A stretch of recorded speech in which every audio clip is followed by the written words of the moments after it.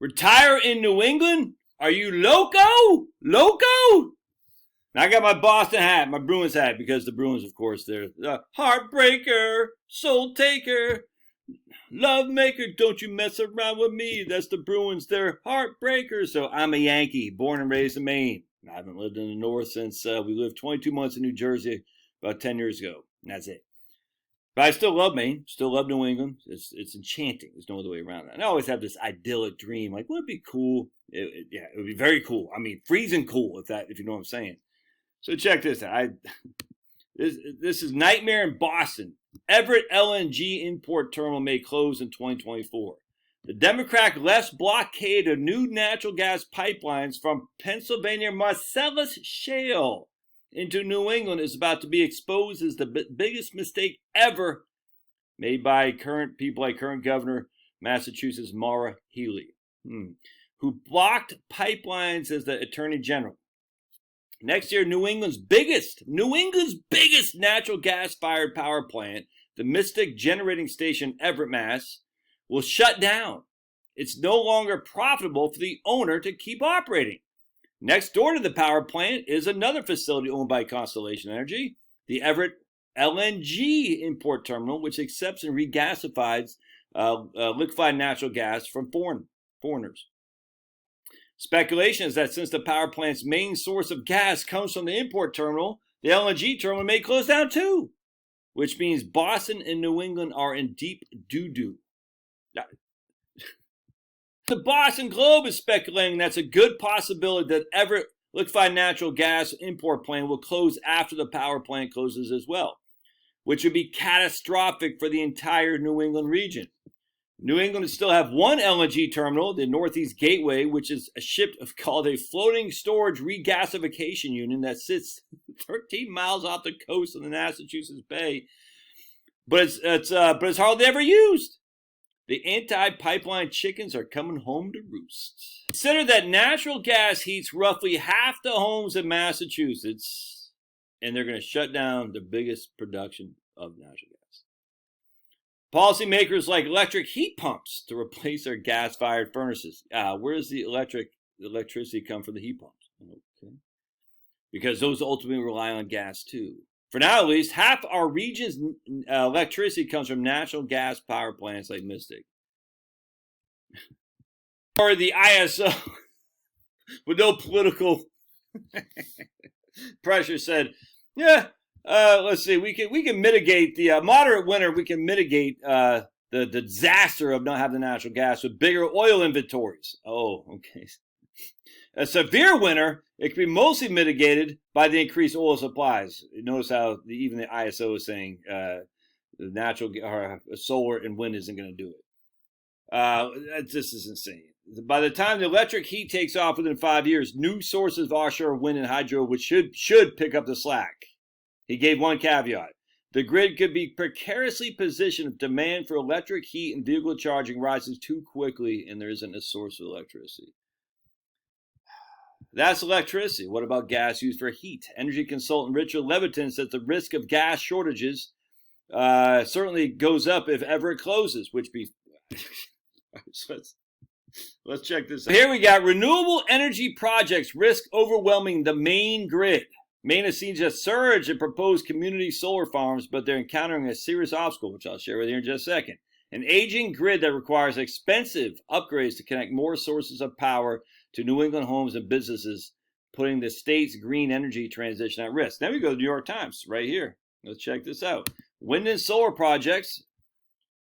The U.S. has billions for wind and solar. Good luck plugging those in. An explosion in proposed clean energy ventures has overwhelmed the system for connecting new power sources to homes and businesses. So I just want to show you something else here. Here we got California's duck curve hits record low. All right, so we're going to look at this because this is what happens when you're relying solely on solar and wind. It's freaking idiotic, and you're going to freeze to death up there. I literally can't understand why these politicians, I don't understand. Are they so, I mean, look, they're all idiots, I get it. But I mean, that's without question. I mean, that's either right or left, I don't care. But are they evil? I get they're idiots and they want power and they want money. If they're the Democrats, they want power if they're Republicans. The Democrats want money because they already have the power.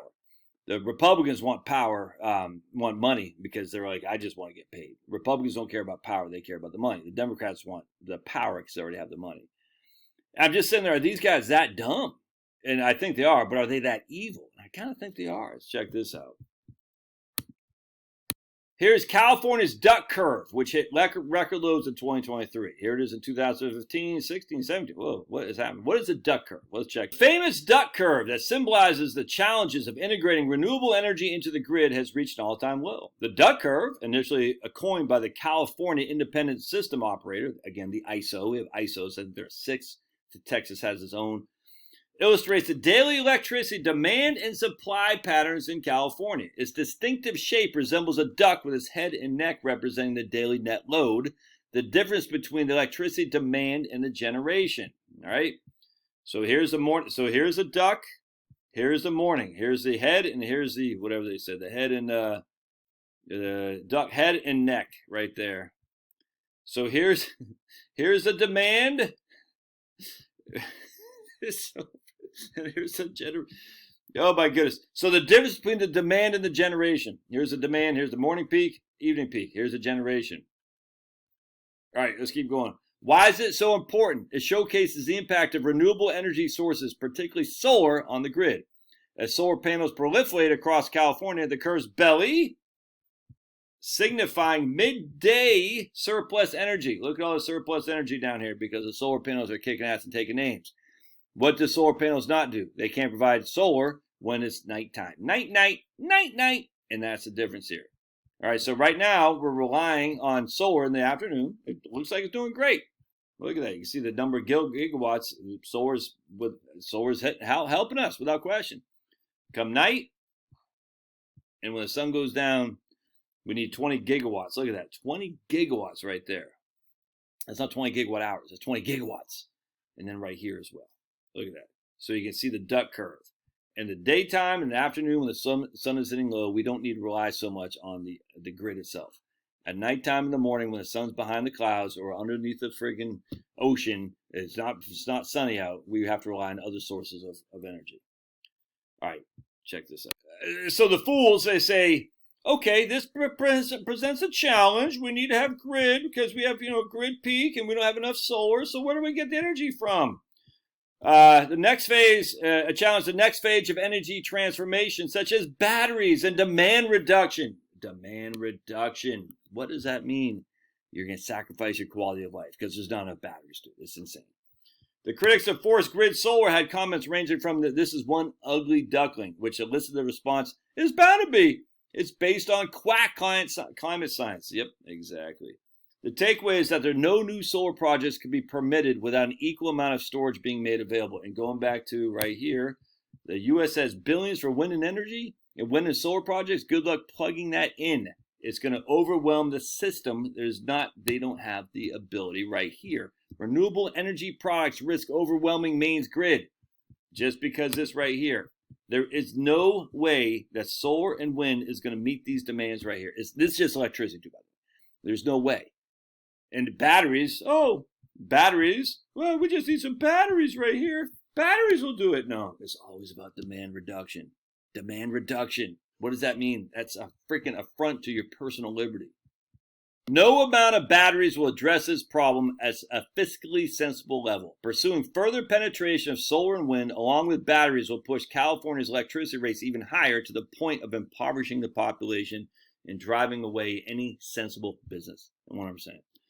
The logic of integrating more of the thing that's causing the duck in the system is somewhat lost on people who understand and have to manage these things.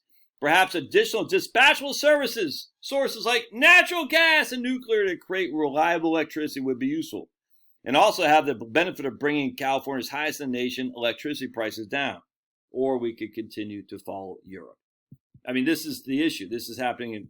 Again, Nightmare Boston. We're going to get rid of their largest liquefied natural gas plant. We're going to rely solely on solar, and that affects everything. They got rid of the pipelines that go from freaking Marcellus Shale into New England, and they're getting rid. So there's no pipelines coming from Pennsylvania. So now we're going to rely on wind and solar. Okay, it's freaking insane, dude. There's no nuclear coming online. You got to get hydro from Quebec a little bit in Canada, but hydro is already freaking maxed out. You can't just create hydro. You can't do like, let's create more hydro. It doesn't work like that. Will we wake up when we're hungry? All right, it's safe to say that in no time in human history have people been better fed than they are now. So, of course, the left has to make sure that doesn't continue.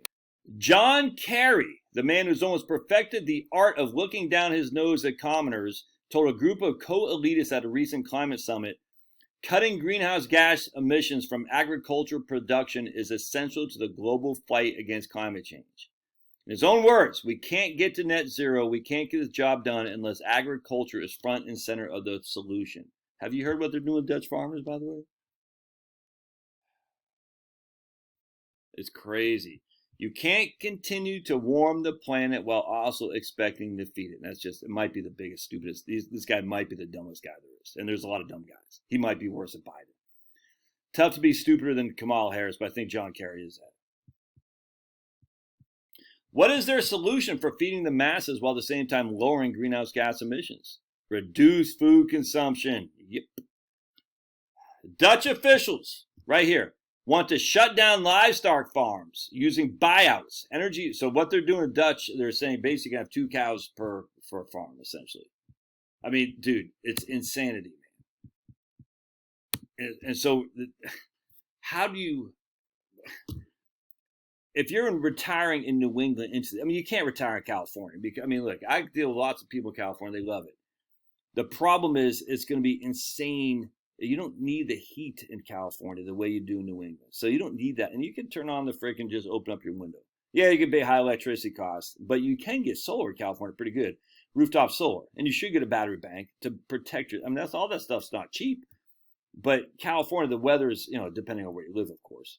But, you can get by without air conditioning in California if you really, really need to. I don't want to get by without air conditioning.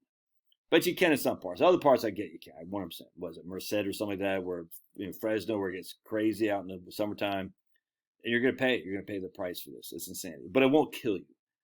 The cold will kill you, and the lack of food will kill you in New England. Because how are they going to get their food if they're freaking John Kerry for Boston? It's like, oh no, we only need 1 cow per farm in the United States. Where's that food going to come from there? Well, John Kerry's going to live large. Just read Atlas Shrugged, dude. Read Atlas Shrugged. You're like, yeah, John Kerry's living large. You won't be. You're going to pay extraordinary amount of electricity costs. And then you're going to have less for other things, food. And the price of food is going to go up too because they're going to freaking limit the supply of agriculture. It's crazy. All in the name of green. Yeah, because the whole point is they want you to have a reduced standard of living so you don't have, we also know what they don't want you to, they don't want you around, if you know what I'm saying. You got to come down to the South, too. Look, I always think it'd be great. I love New England. Smells good. It's great. There's no way you can retire there because it's not reasonable. These people have no common sense, dudes. You're going to have a reduced standard of living. There's no other way around this unless something gives. What else? And I don't know what's going to give. You think people in Boston are going to start voting for the Republican? Well, they did. Charlie Baker. He's just as bad. He's just as bad. They're never going to vote for another Republican. It ain't happening because most of the right-wing people are moving anyway. All right. Love your thoughts. We'll see you.